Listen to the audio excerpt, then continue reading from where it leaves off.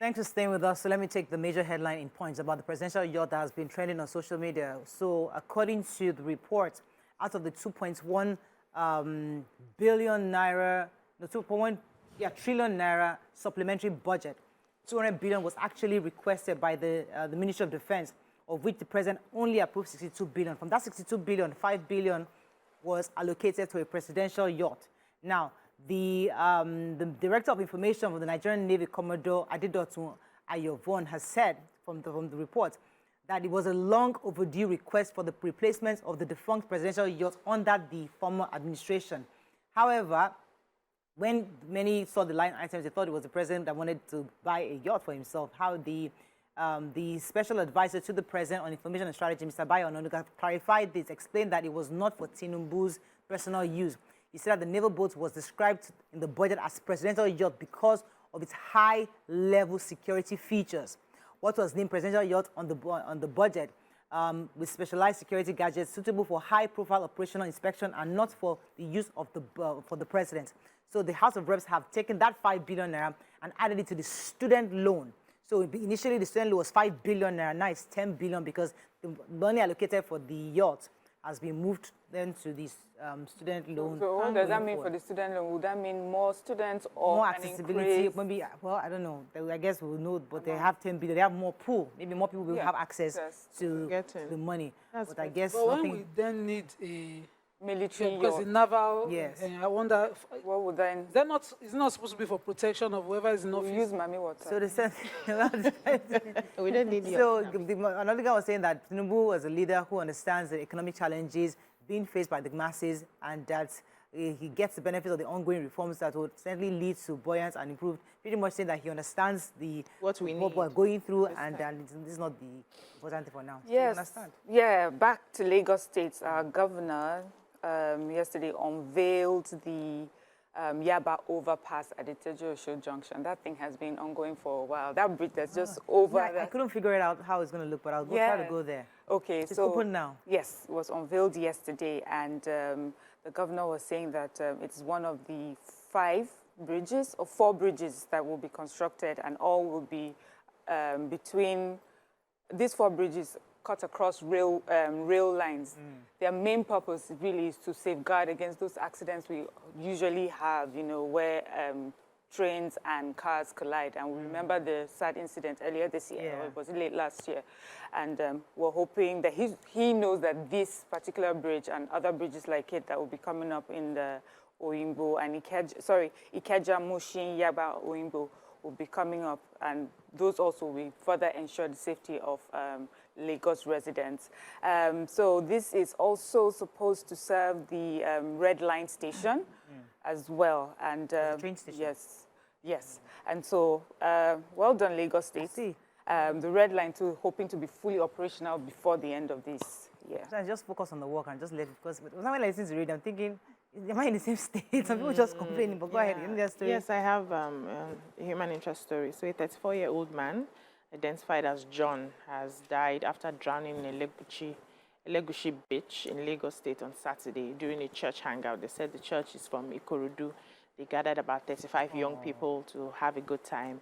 And by the time they were leaving, they had to do a head count and realized that one person was missing. So they started looking, started searching. So somebody who saw him walking into the water said they had seen him.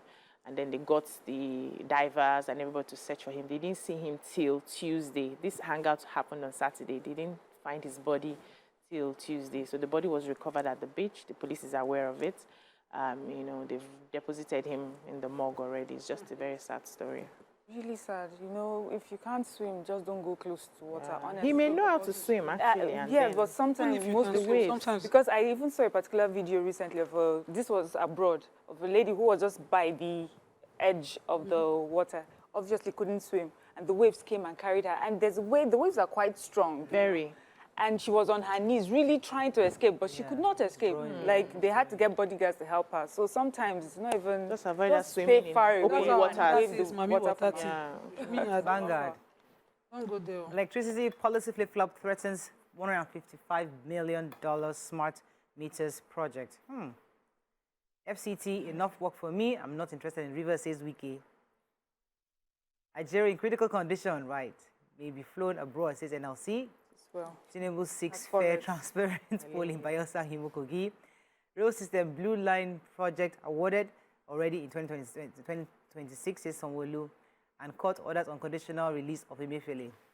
Did our former vice president not get treated in Lagos? Remember he had something in Yes, this hospital We don't here? know the nature of this injury. This injury, okay. But I would It think looked like that a if head you're butt. fighting for Nigerians, Yeah. you should do Nigeria, use Nigeria to do everything. They're flying abroad for critical. I don't- Forex. Please, let us move on. Let's not, it's not our hot topic today. Yeah.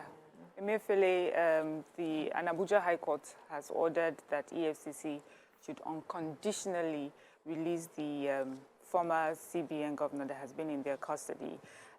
And, you know, we all remember, it's just really a breakdown of how it happened and that he's been in custody since then. And the court is saying that they should quickly release him. And yesterday, you know, I took a story of EFCC saying going forward, operationally, they're going to put the rights, human rights first, and also make sure that they work with respect to the rule of law. So we'll see how that translates to dealing with Emefiele's in custody. Yeah, so the presidential candidate of the Labour Party, LP, Mr. Peter Obi, said the decomposing headless bodies found in Abia State are a reflection of the scale or the state of insecurity in the country. And the governor of Abia State had said this while he was speaking with the media on Sunday. He said they found 20 headless bodies and countless human skeletons, you know, found around the Lokbanta cattle market in the state. And so reacting to this, Peter Obi said that the development is barbaric and cruel. And, you know, he heard this story of about 80 bodies reportedly recovered around the cattle market and, you know, 20 headless decomposing bodies. And so it's just reflecting how insecure our environment is. And it also shows that we need to do more in terms of insecurity. So he went back to when he was a governor at the time that he was having an event with the former president, President Jonathan, where he was told that they had bodies floating in the Anambra River, and then he suspended whatever he was doing and came down to deal with the situation. Now, if we're still having this now, the government's insecurity needs to be, you know, top-notch. You know, he was criticized for not making any comment. When anything goes on in Southeast, you don't hear from Peter Obi, Yeah, so he so was he's criticized for that, so now responding, he's responding. Yeah. And that's why in Vanguard, let's move on to the Nigerian Tribune. Tinubu demands free, fair Guba polls in Imo, Kogi, and Bayelsa.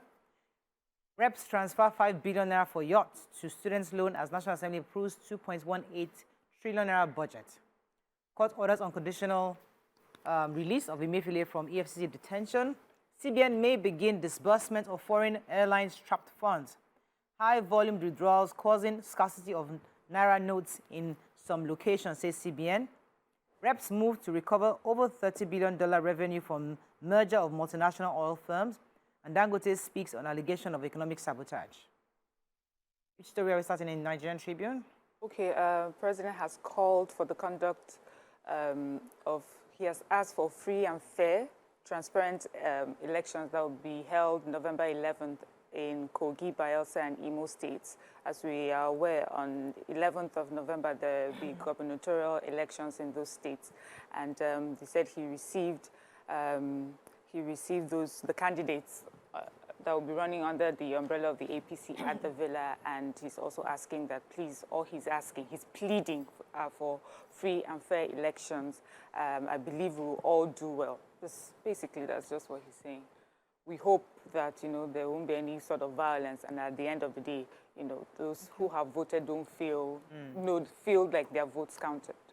So the Central Bank of Nigeria has assured the general public of the availability of sufficient stock of currency notes for economic activities in the country. The assurance came amidst all the reports of alleged scarcity of cash at banks and ATMs, points of sale, and others.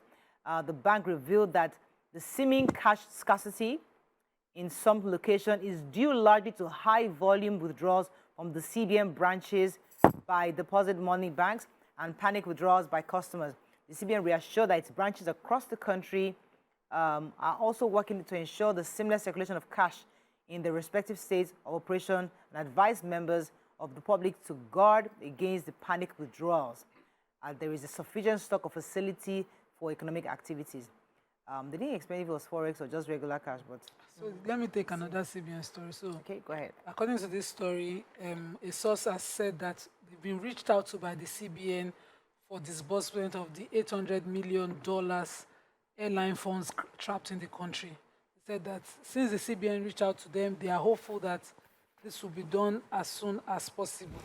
They are also they use the word may soon start the disbursement, but they are not clear how it will be done.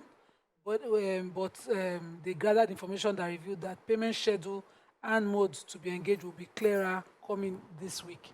I'm hoping that they clear this fund because this issue really affected airlines and increased the cost of travels. Yes. Final paper for today, New Telegraph. Reps reject 5 billion presidential yacht, move budget to student loan. Insecurity, Niger government to relocate affected students' schools to Minna. Tinubu hands APC flag to Bayelsa, Kogi, Imo, Gubal candidates. Hamatan Hayes, NCAA, raises concern, warns pilots and others. Aborted rally, Imo thrown into blackout after attack on NLC president. Okay, which story? In the New Telegraph. Let's see, the Nigerian Civil Aviation Authority, NTA, has advised pilots and airline operators to exercise caution over the hazardous weather during the dry season. This warning was contained in the release yesterday by NIMET on weather, alerting the public on the possibility of deterioration in visibility as a result of the observed dust haze propagated into the country from the south, from the source region, they said.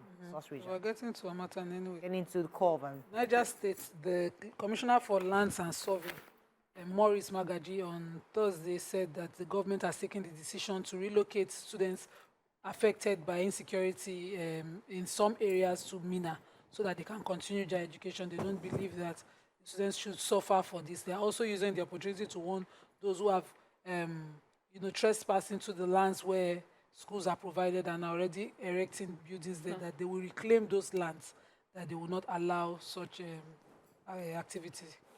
Okay, I think that's all we can take on Front Page Review today. When we come back, move on to our hot topic of today. Stay with us, we'll be right back.